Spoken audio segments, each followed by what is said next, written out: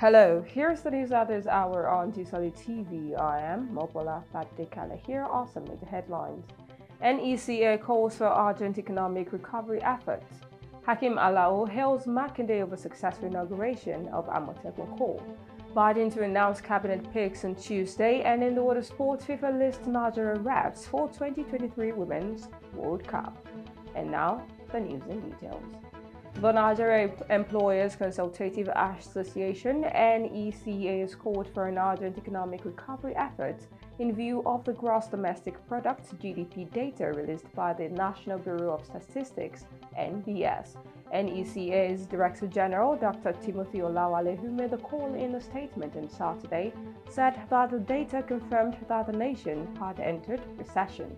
Olawale said the report of NBS showed the country's GDP growth declined by 3.62% in the third quarter of 2020 after an earlier contraction of 6.1% in the second quarter. NECA, however, demands more practical intervention from the federal government, which the Director General identified the cumulative efforts of the COVID-19 pandemic and the Nigerian economy and attendant lockdown as contributory factors to negative contractions.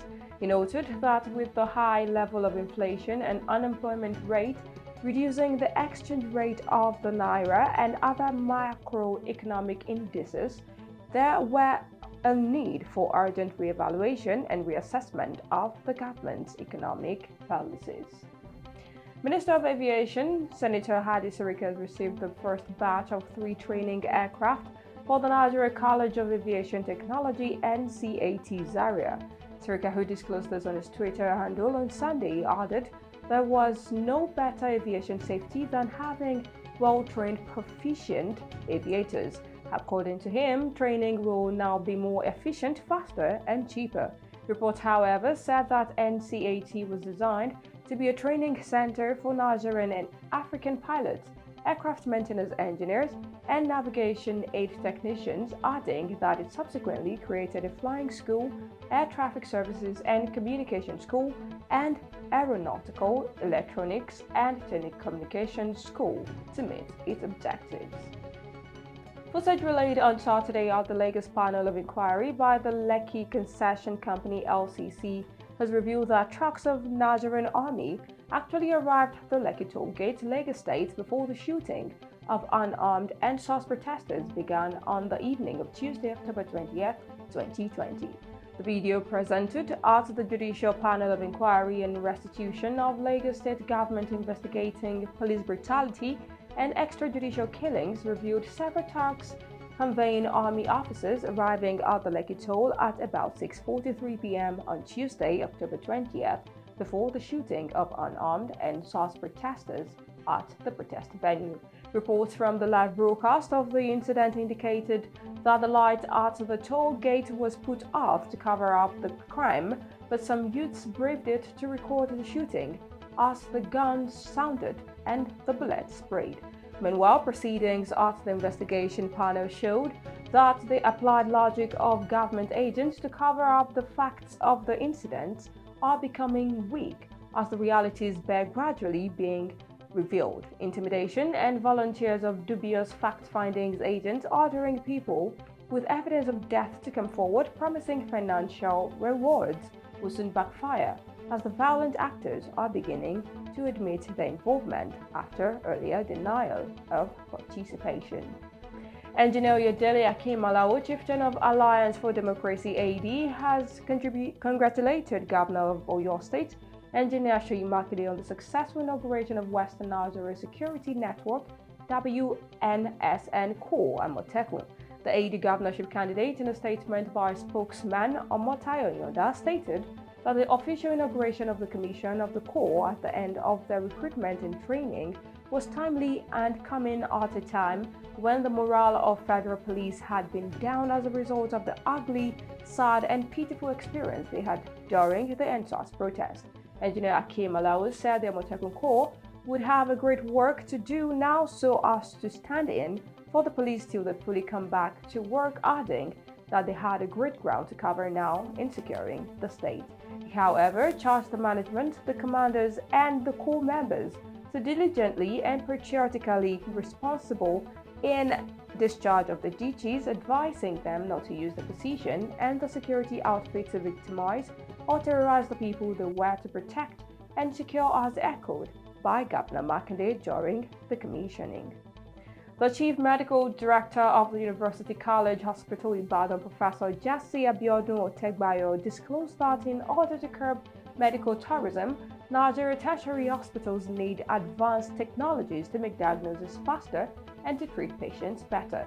He made this known during the press conference to mark the 63rd anniversary of the first tertiary hospital in Nigeria, University College Hospital in Ibadan. The anniversary revealed all that the hospital had been able to achieve in the past year, which include the launching of a tailoring unit to produce personal protective equipment (PPEs.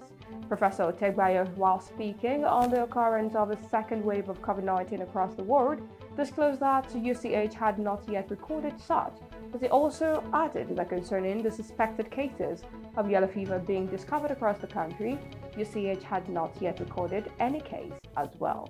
The CMD, however, called on the government to provide funds for better equipment and for the hospital to be able to address issues concerning aging infrastructure, such as buildings, underground electrical cables, plumbing, and water systems, so as to enable the hospital to achieve its mandate better and reduce medical tourism. The news on Tstv will be back right after this.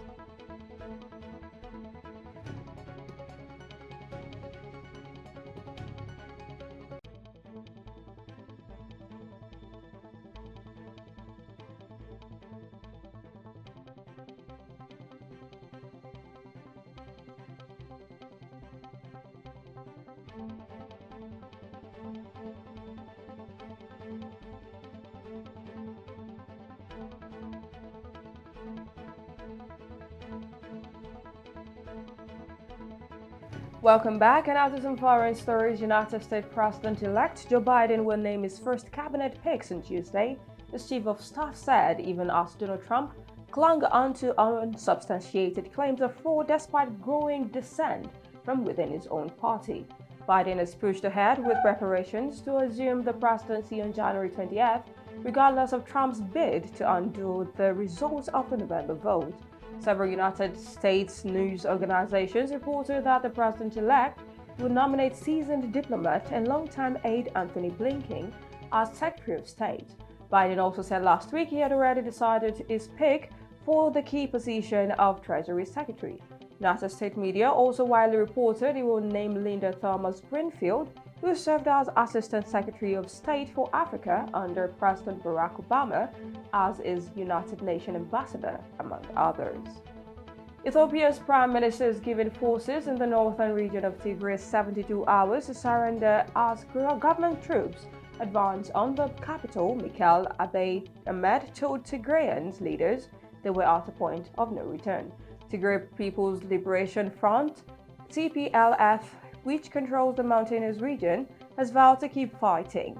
The conflict has reportedly killed hundreds and displaced thousands in recent weeks, which the United Nations has warned it could trigger a humanitarian crisis.